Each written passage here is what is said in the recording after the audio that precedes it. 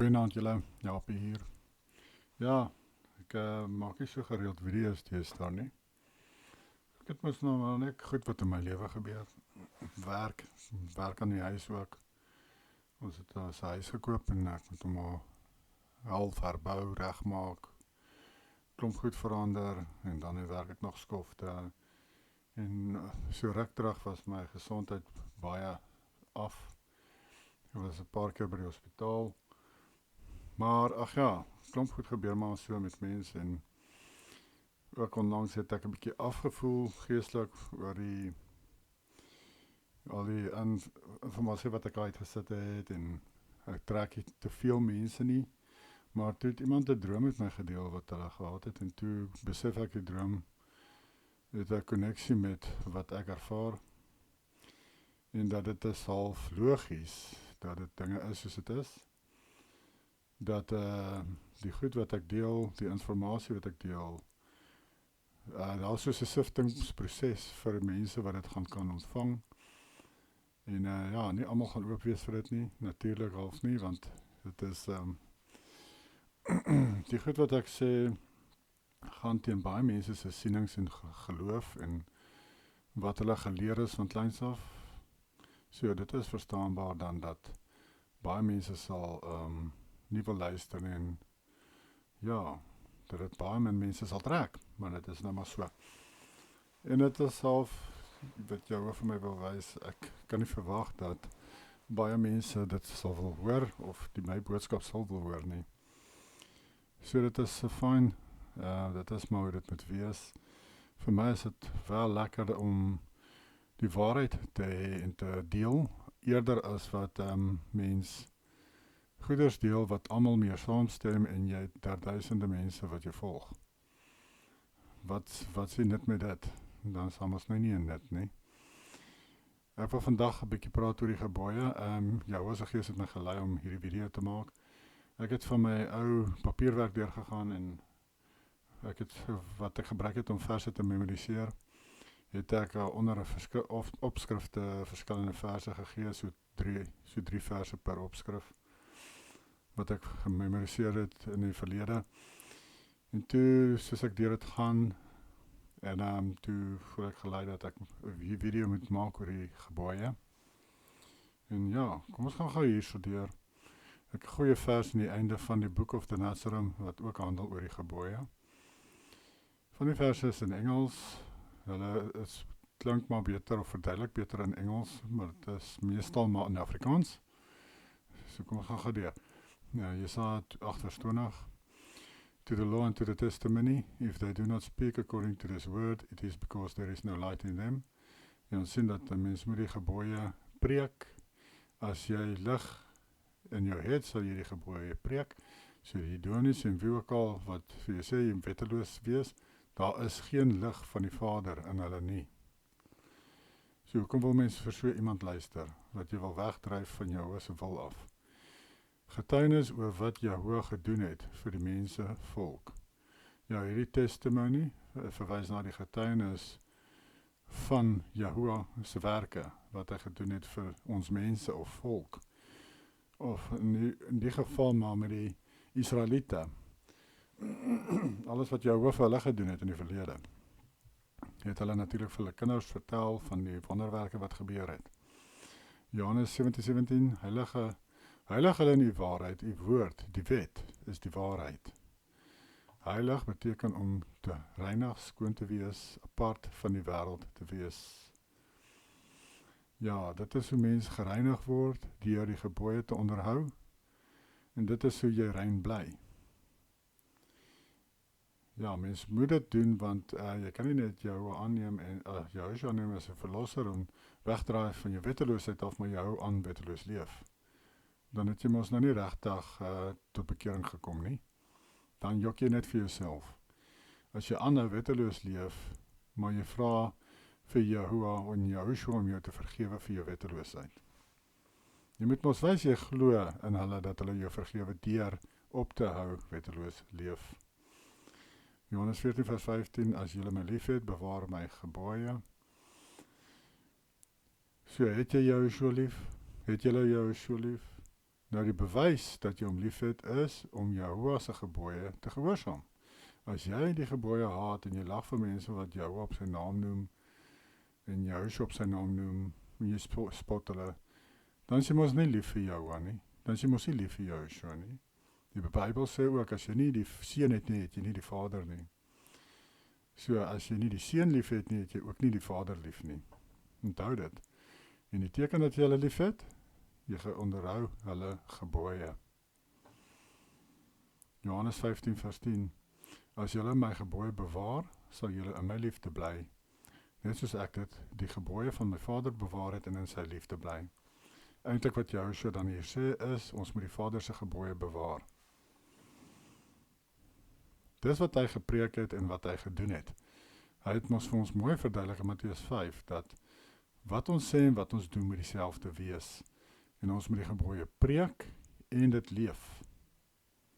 Om groot genoem te word in die koninkryk van die hemele. Matteus 5 vers 17 tot 20.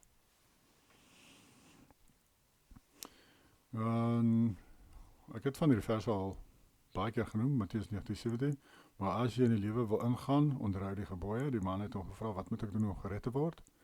Toe het Joshua nie vir hom gesê, neem nou aan as jou verlosser, dan is jy gered nie.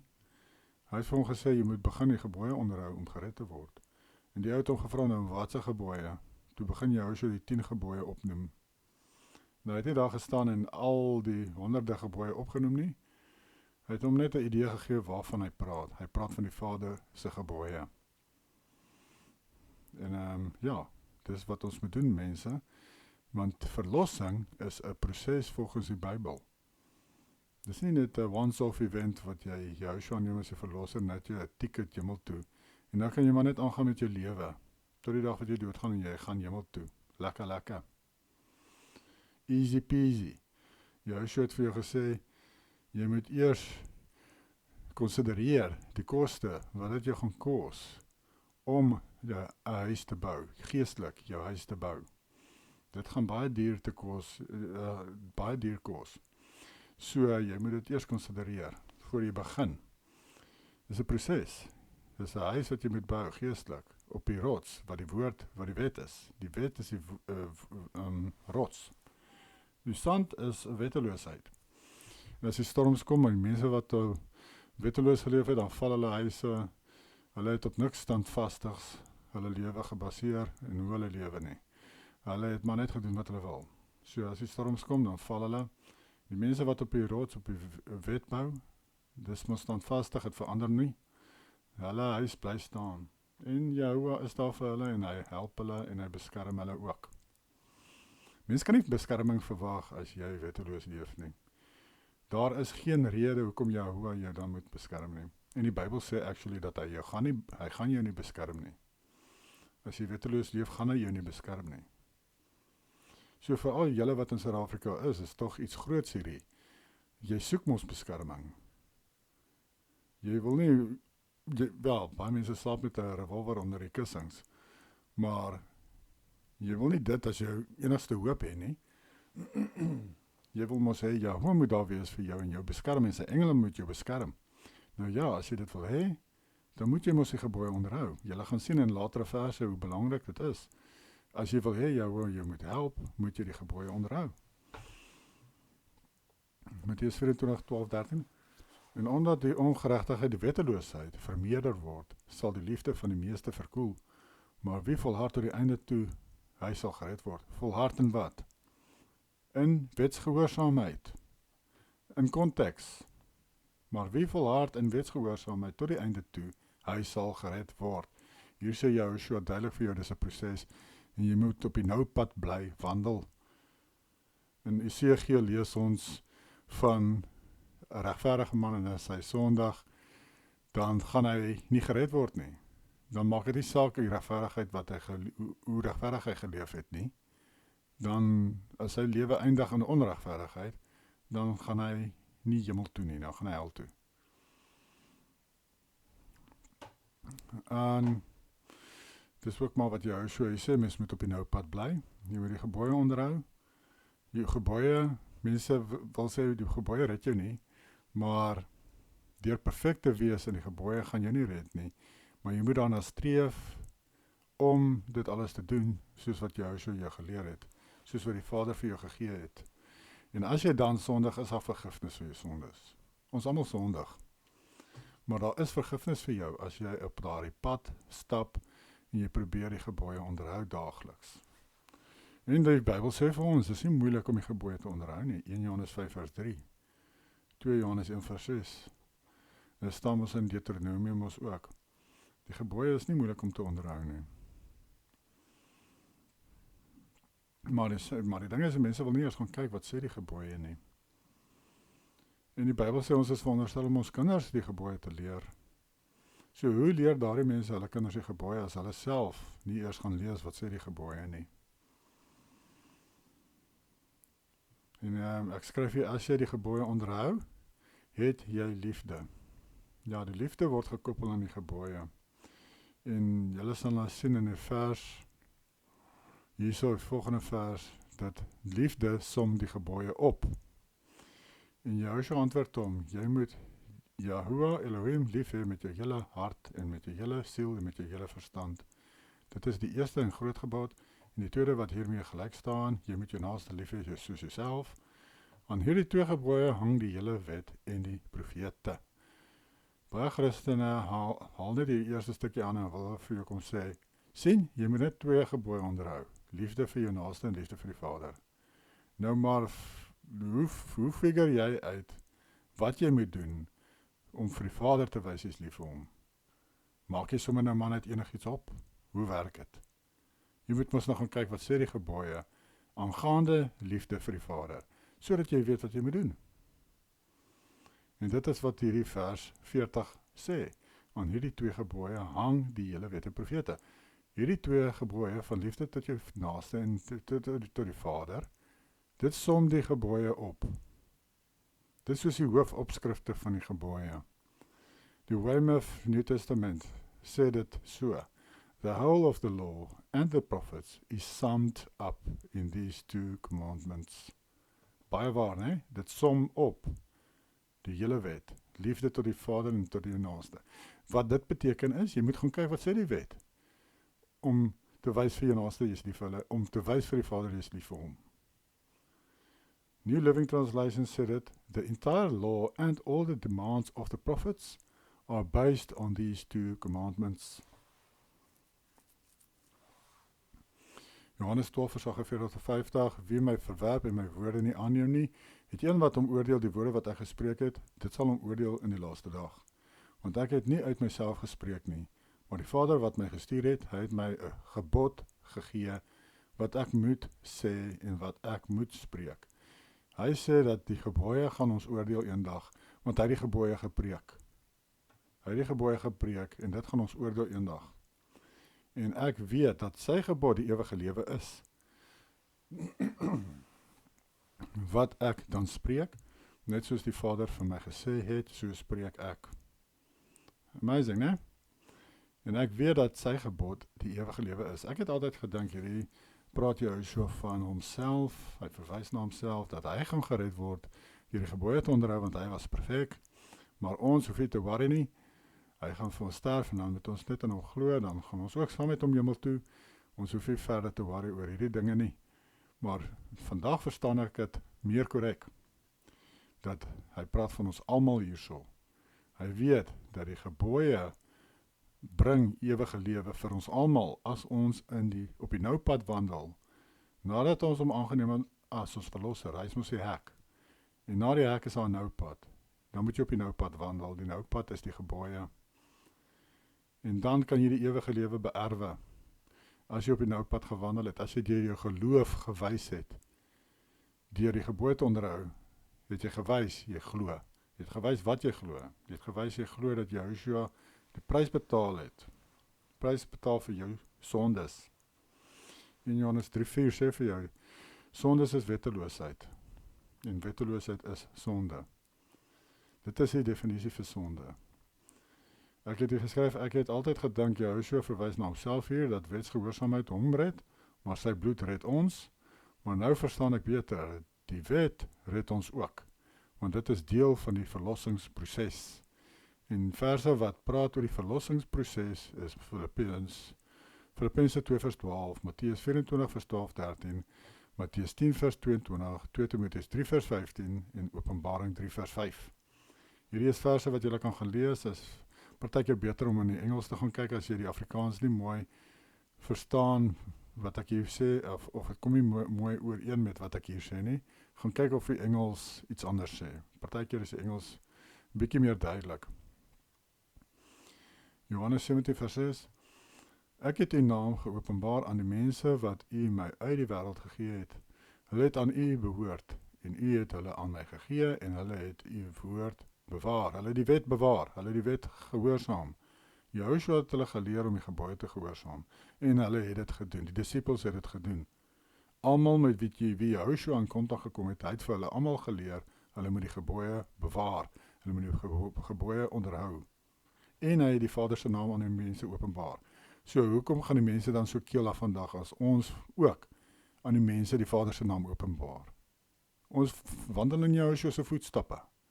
Johannes 17 vers 6 sê Joshua het die Vader se naam aan die mense openbaar met wie hy gepraat het, soos sy disippels. Ons moet dan mos nou dieselfde doen. Jy is veronderstel om in sy voetspore te volg. Dan moet jy mos nou ook aan die mense openbaar wat die Vader se naam is. Die Vader se naam is nie God nie. God is die naam van die idool van wat het geld. Dis in Jesaja 65 vers 11. Die geluksgodin. Geluksidool. Die geluksidool se naam is God. Jou vader wat jy aanbid is nie die geluksidool nie. Hy het 'n naam. Sy naam is Yahuwah. Ek het 'n video oor dit. Gaan kyk die video daaroor, dan gee ek vir julle daar al die bewyse. Uit die Bybel en ekstra Bybelse boeke en ons gaan kyk na die naam. Ons breek dit op in dele, in 3 dele. Dan kan jy hom baie mooi verstaan die naam, hoe om dit uit te spreek. En ja, daar's baie bewyse eintlik as jy in die Bybel gaan kyk na ander mense se name en hoe dit ooreenstem met die Vader se naam. Soos byvoorbeeld Halleluja. Halleluja beteken prys u ja. Ja is die eerste 2 letters van die Vader se 4 letter naam. Die eerste 2 letters is ja. So, dan kyk mens net hoe spreek jy die ander 2 letters uit. Dan het jy die Vader se naam, dis Yahuwah. Maar ons sien hier so dat Joshua het vir sy disippels mooi geleer. Wat is die Vader se naam en sy karakter, want Shem, die Hebreëus, die naam, kan ook verwys na 'n persoon se karakter. So hy het die karakter van die Vader aan die mense, aan sy disippels openbaar, in die Vader se naam, en hy het gesê, hulle het die gebooie onderhou. 1 Johannes 5 vers 3. So, ek wil net sê hierso, as die disippels nou die gebooie self onderhou het, wat dink julle was hulle boodskap, toe hulle nou uitgaan en hulle moes vir Israel gaan preek het, daar in Asië, in Europa. Hulle boodskap was dan mos, julle moet die gebooie onderhou. Hulle het dan vir hulle die basiese gebooie geleer. Hulle het hulle vertel van Joshua, wat hy gedoen het, en van dit wat hulle veronderstel is om te doen. Of hoe? 1 Johannes 5 vers 3. Want dit is die liefde tot jou, dat ons se gebooie bewaar. En sien julle hierso, ons het nou gesien, liefde tot die seun, jy moet die gebooie bewaar. Hier sien ons, wat is die liefde tot die Vader? Dat ons die gebooie bewaar. As jy die gebooie onderhou, dan wys jy die Vader lief. En sy gebooie is nie swaar, moeilik nie. Sy gebooie is nie moeilik nie. Dit is baie maklik. Rus, jy moet rus op sy regte dag. Jy moet rus op sy feesdae. Jy moet nie onrein diere eet nie. Dit is mos nie moeilik nie. Al die gebooie is actually nie te moeilik om te doen nie. Dit is meer 'n saak van rebelsheid, dat die mense dit nie doen nie. 1 Johannes 2 vers 6, hy wat sê, dat hy in hom bly, hierdie sê vir my, hy wat sê, dat hy 'n verhouding het met Joshua, behoort self ook so te wandel, soos hy gewandel het. Soos ek gesê het, as jy maar in sy voetspore gaan volg, dan moet jy maar ook die mense leer van die Vader se naam, en dat hulle gebooie moet onderhou. Anders volg jy mos hom nou nie. Dan volg jy die duiwel, dan volg jy iemand anders. Jakobus 2 vers 24. Sien julle dan nou, dat die mense geregverdig word uit die werke en nie alleen uit die geloof nie. You see then that a man is justified by works, and not by faith only. Justified means being declared righteous and innocent before Jehovah. Sien julle mense? Jy word geregverdig deur die gebooie te onderhou. Dis deel van die proses. Dis deel van dit wat jy moet doen. Jy kan nie net doen wat jy wil en dink jy gaan hemel toe nie. Ja, jy gaan nie hemel toe nie. As jy Openbaring gaan lees oor die boek van die lewe, wie se naam daarin is, dat jou regverdigheid word daaraan gekoppel, dat jou naam in die boek van die lewe is, en dat die wettelose se name word verwyder uit die boek van die lewe. Nou ja, wil jy dan die gebooie onderhou of nie?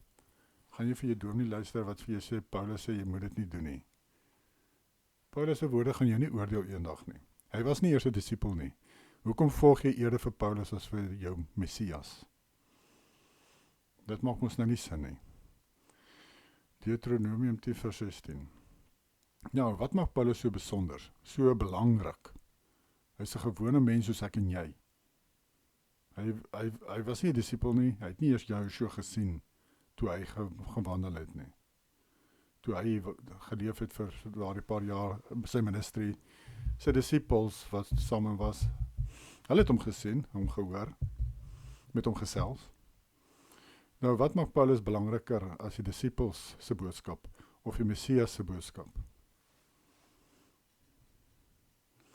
Deuteronomium 2:16, besny dan die voorheid van julle hart, en verhard julle nek nie verder nie. In Engels, circumcise therefore the foreskin of your heart, and be no longer stubborn. Sien julle? Stubborn. Jou hart verhard. Jy wil nie die gebooie onderhou nie. Ja, jy moet jou hart besny. Wat beteken jy begeer om die gebooie te gehoorsaam? Psalm 66:18. If I regard lawlessness in my heart, Yahweh will not hear. Yahweh hoor nie meer jou gebede as jy wetteloos leef nie. Baie mense wat sê, hulle voel of hulle tot teen die dag bid, hulle gebede gaan nie op nie. Hulle voel reg, hulle gebede gaan nie op nie, want hulle leef wetteloos. Daar's 'n rede hoekom hulle so voel. Ek dink daardie gevoel kom van Jahweh se gees af, wat vir hulle sê, jy moet begin reg lewe, jy moet begin die gebooie gehoorsaam, as jy wil hê, Jahweh moet jou gebede verhoor. Jammer dat ek so 'n bietjie hakie reem daar. Dis maar so as jy so in 'n Engelse land is, permanent. Maar ja, as jy wil hê Jahweh met jou gebede hoor, moet jy hom gehoorsaam, anders gaan hy nie vir jou luister nie. Daar's 'n paar verse in die Bybel wat dit sê. Psalms 34 vers 15. So as jy nie jou gebede hoor nie, gaan hy jou mos ook nie beskerm nie. Psalms 34 vers 15. The eyes of Yahweh are on the righteous, die regverdige is hulle wat die gebooie gehoorsaam, and his ears are open to their cry.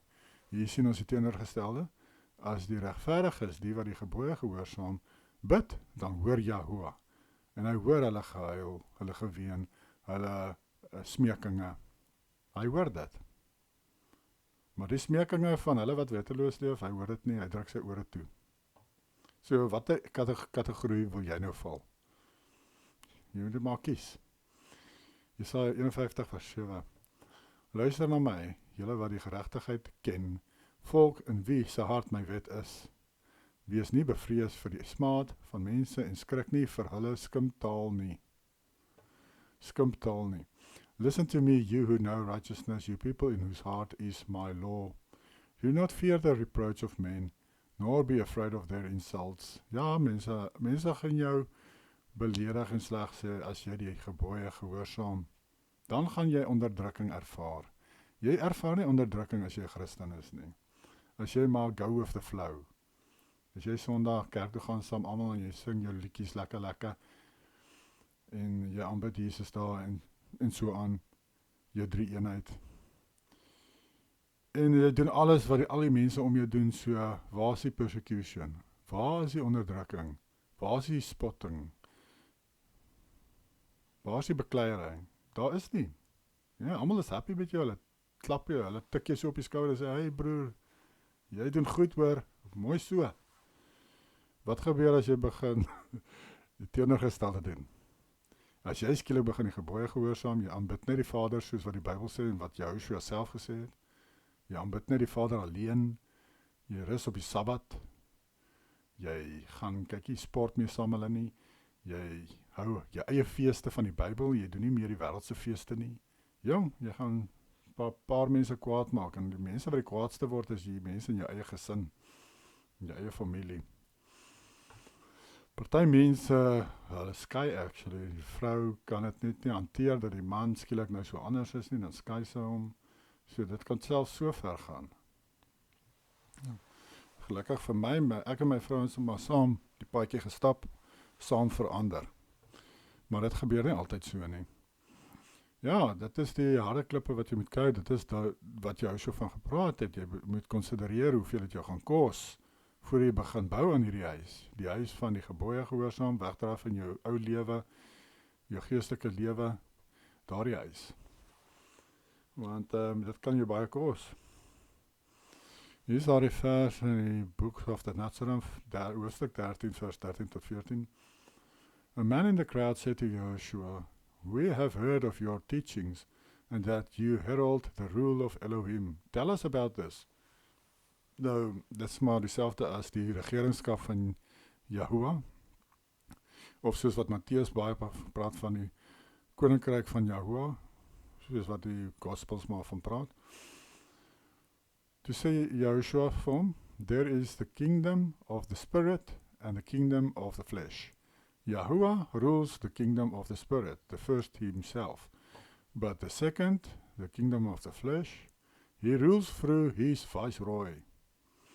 Nou viceroy, as julle wonder wat dit is, onderkoning, wat viceroy is, en onderkoning is a ruler exercising authority in a colony or province on behalf of a sovereign. The word is pronounced, okay, daar is maar so pronounced. It is used primarily in historical context to describe colonial governors or representatives of a king or queen. Jy sê, hy is 'n verteenwoordiger van wie? Van Yahuwah. Jy verteenwoordig Yahuwah hier op aarde. But the second, he rules through his viceroy, man. So ons is die verteenwoordigers van Yahuwah hier op aarde. En so sy koninkryk word uitgebrei op aarde deur sy viceroy, deur ons, sy verteenwoordigers. But man tries to set himself up as an independent ruler. Wie anders het dit gedoen? Lucifer. Hy wou geregeer het op sy eie, hy wou nie meer onderdanig gewees het aan Yahuwah nie. Nou die mensdom doen dieselfde. Hulle probeer self regeer oor hulle eie lewe. Hulle wil nie doen wat Yahuwah sê nie, hulle wil hom nie gehoorsaam nie, hulle wil nie sy gebooie gehoorsaam nie. Hulle doen net wat hulle doen, hulle wil net doen wat hulle wil. Hulle eie goed sommer opmaak, hulle eie tradisies volg. But man tries to set himself up as an independent ruler, making his own laws and setting aside those of his sovereign. Ja, hulle skuif op sy die wette van Yahuwah en dan maak hulle eie wette, hulle rus op die Sondag, hulle kies sommer 'n dag, Sondag is die dag, hulle noem hom wat hulle wil, basically hulle kies net wat hulle wil doen en hulle doen dit. En dan wil hulle sê, nee, hulle dien vir die Vader, maar hulle doen niks wat hy vir hulle sê nie. When the viceroy ceases to rebel and governs in accord with the decrees of the Father, Yahuwah, sovereign, that will be the rule of Elohim. Dan begin die regeringskap van Yahuwah op die aarde. En wat hy ook eintlik hier sê, is die rule of Elohim, dat dit begin in jou hart, dit begin in jou gees, dit begin in jou gehoorsaamheid aan die Vader, en dan brei dit uit na die fisiese toe om jou. Die regeringskap van Yahuwah brei dan uit om jou in die fisiese ook. Dit begin in die geestelike, in jou binnekamer, in jou verhouding met hom, en dan versprei dit uit oor die wêreld om jou, deur die ware gelowiges wat Yahuwah gehoorsaam is, soos sy disippels gedoen het, soos hulle volgelinge gedoen het. En dit het gekalmeneerd in Yahushua se tweede koms, rondom 70 na Christus, vir julle wat wonder waar val hierdie ou nou uit die bus uit hier aan die einde van die video. Gaan kyk my ander video's oor die tydlyne en die Bybelverse, oor die 70 Bybelverse wat vir jou sê dat Joshua het teruggekom en so rondom 70 na Christus. Die Bybel sê baie duidelik vir ons wanneer het hy teruggekom. So ja, dit wat die disippels toe uitgeleef het in hulle harte wat hulle ontvang het van hom, en die wat hulle geleer het dieselfde gedoen, het gekulmineer in hulle fisiese regeringskap op die aarde met Jehovah se koninkryk op die aarde. Dit het begin in die geestelike en dit het geëindig in die fisiese met hulle 1000-jarige vrederyk wat hulle saam met hom regeer het op die aarde. As onderdanig aan hom het hy vir hulle verskillende areas gegee om oor te regeer. Die disippels en die ander gelowiges wat heilig is, wat saam met hom kon regeer het. Daar was 'n hele paar duisend mense, natuurlik, paar duisende, want die wêreld is groot. En ja, dis wat gebeur het. Dit het ongelukkig vir julle nou klaar gebeur. Daar is ander dinge waarna ons kan uitsien vandag. Maar dit is maar waar ons is op die tydlyn. Maar dit is 'n baie goeie woord van die Joshua hierso, dat dit begin in ons harte, begin ons hoe ons lewe en dan brei dit uit in die fisiese, die regeringskap van Jehovah op die aarde. So mense, dit is maar die video oor die gebooie. Soos julle kan sien, dit is absoluut deel van die verlossingsproses. En soos ek sê, die verlossing is 'n proses. Gaan kyk daar die verse wat ek hier gee. Filippense, Matteus, Timoteus, 2 Timoteus en Openbaring 3:5. Julle sal sien daarso, dit praat van dat verlossing is 'n proses. Byvoorbeeld 2 Timoteus sê Paulus vir Timoteus dat hy kan gered word. Hy praat met Timoteus asof hy nog nie gered is nie. Timoteus is die hoof van 'n kerk in 'n sekere area, maar Paulus praat van hom asof hy nog nie gered is nie. Die rede is, want verlossing is 'n proses. Dis hoekom Paulus ook praat van hy hardloop die wedren en hy het die wedren voltooi. Hy het tot die einde toe volhard in die gebooie. Dis hoekom hy kan uitsien na 'n beter lewe. Dis waarna hy verwys. Hy het die wedren voltooi wat hy moes voltooi en hy het volhard in wat hy moes doen en dis hoekom hy kan uitsien na 'n beter lewe. Maar dit is maar wat almal gepreek het van daardie tyd en ons kyk dit mis, want mens kyk maar met jou religious brille na die Bybel baie keer en dan mis mens baie dinge. En dit vat maar Jehovah se gees om hierdie brille van ons koppe af te haal, om te kan sien wat nou eintlik daar staan in die Bybel.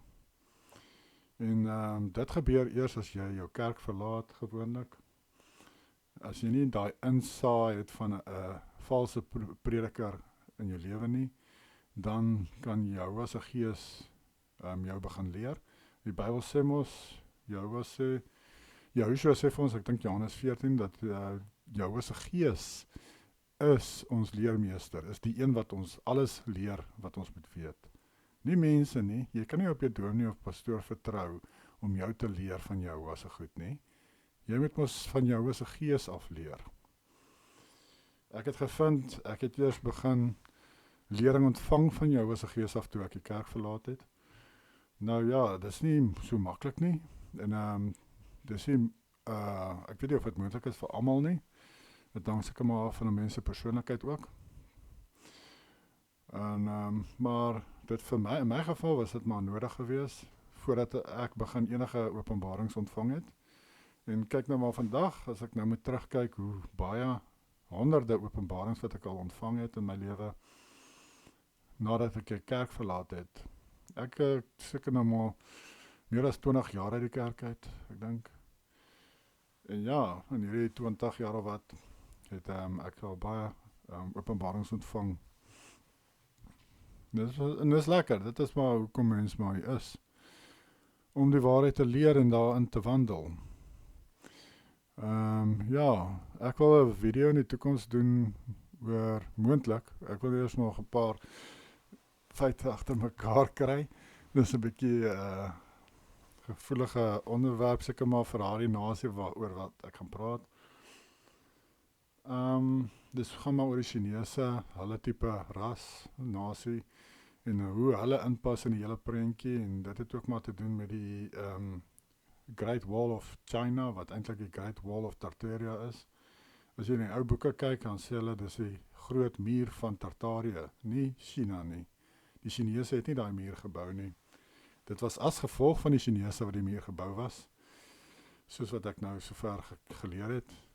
En dan gaan ek miskien die konneksies bespreek dan van hoekom die muur gebou was. Want party mense vra deesdae nou, hoekom is daar die muur gebou? Ja, so ja, en wat ook al jou as 'n gees my lei om oor te praat, sal ek nou maar oor gesels, as ek 'n kans kry. En ja, groete vir julle daar en sterkte daar, vir al julle daar in die Kaap met die vloede. Groot storms daar, sjoe, dit lyk maar erg jong, daar die Meirings weg, daar die Meiringspas, né? Wat so weggespoel het daar, sjoe, dit gaan seker, maar daar die government daar so, dink ek nie daai pad gaan eers ooit weer reggemaak word nie. Dit sal maar eers gebeur as die ander mense oorvat in die toekoms. Want ek sien, hy is sommer heeltemal weggespoel op sekere dele. Maar groete vir julle en sterkte daar, tot ziens.